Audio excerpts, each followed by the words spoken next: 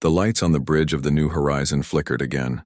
Captain Jake Morrison rubbed his tired eyes and looked at the damage report on his screen. 50 years had passed since the Terra incident, and this old ship was showing its age. Just like everything else human these days. "Captain, we're approaching the boundary," said Lisa Harper from her seat at navigation. Her voice was steady, but Jake could hear the worry underneath. Behind them lay everything they had ever known. Ahead was nothing but empty space and whatever scraps of humanity had survived out there. The Galactic Council had been very clear 50 years ago. Humans were too dangerous, too unpredictable, too violent for civilized space. They had to go. All of them. Every colony, every station, every ship. The great species of the galaxy, the proud Zephyrians with their crystal cities, the cold Vorthan collective with their perfect logic, had voted together. Humanity was banished. Jake remembered the stories his grandfather told him.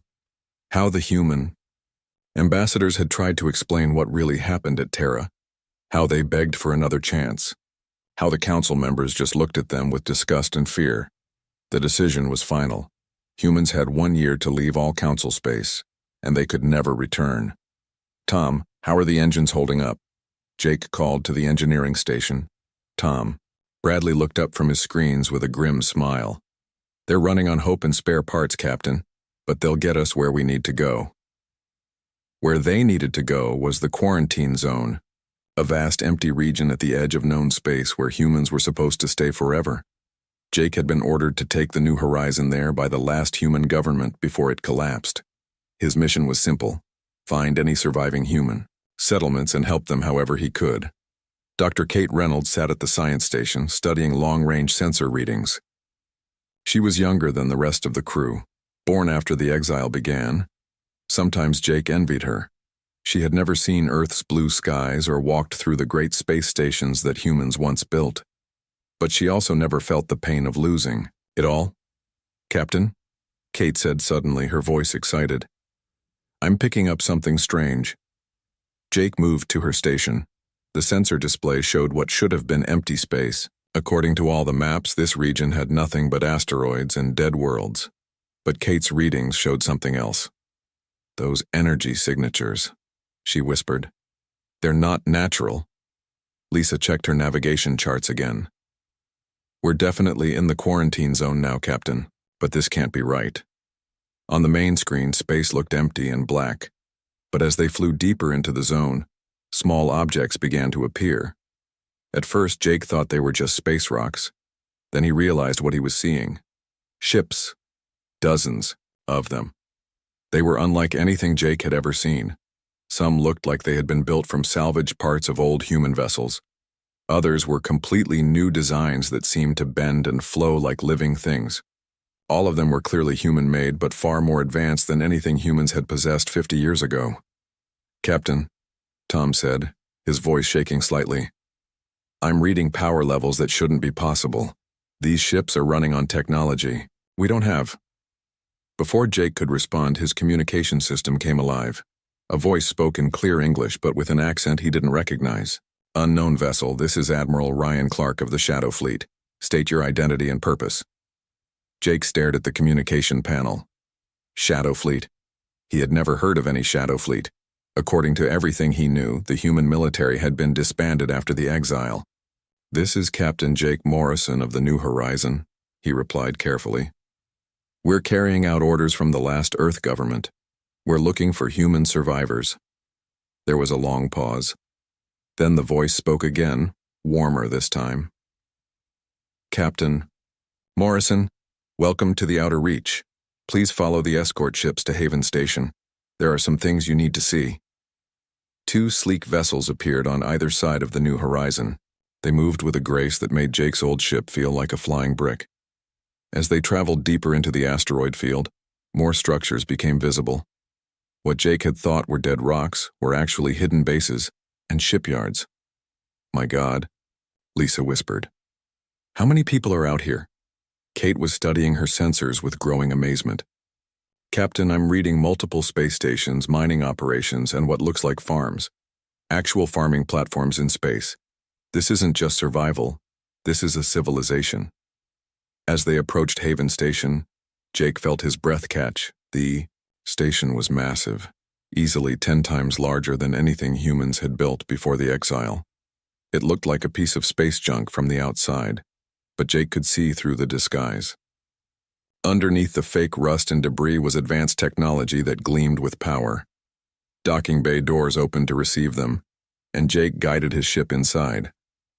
The docking bay was clean and efficient, filled with ships that showed design principles he had never seen before. Human crews moved with purpose and confidence, wearing uniforms that bore no resemblance to the old Earth military. As Jake and his crew stepped off their ship, a tall woman in a crisp blue uniform approached them. Her hair was gray, but her eyes were sharp and intelligent. "Captain Morrison, I'm Director Helen Foster. Welcome to what's left of humanity. Or should I say, what humanity has become." Jake looked around the docking bay in wonder. "Director, how is this possible?" "We were told all human settlements were destroyed or abandoned." Helen smiled, and there was something in that smile that made Jake's heart race with hope for the first time in years. "Captain, the Galactic Council made one very big mistake when they exiled us. They thought they were getting rid of humanity's problems. Instead, they gave us the freedom to become something much more dangerous than they ever imagined. Come with me. There are 50 years of history you need to catch up on." As they walked through corridors filled with busy people and advanced technology, Jake realized that everything he thought he knew about humanity's fate was wrong. They hadn't just survived their exile, they had thrived. And now, looking at the confident faces around him, Jake began to wonder what else the galaxy didn't know about what humans had been doing in the dark. The exile was supposed to be humanity's end. Instead, it had been their beginning. 3 years had passed since Jake Morrison first laid eyes on Haven Station. Now he stood in the command center, watching dozens of screens showing human activity across the galaxy. He still couldn't believe how much he had been wrong about humanity's fate. Director Helen Foster walked up beside him, carrying a cup of coffee that smelled better than anything Jake had tasted in decades. She had aged well during her time in exile, and her gray hair now showed streaks of silver that caught the light from the displays. "Hard to believe, isn't it, Jake?" she said, sipping her coffee. "When the council threw us out, they thought we would just disappear, hide in some corner and slowly die out." Jake nodded, still staring at the screens. Each one showed a different human settlement.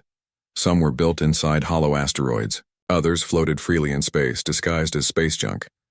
A few were actually built on planets that the council had marked as worthless. "How many are we now?" Jake asked.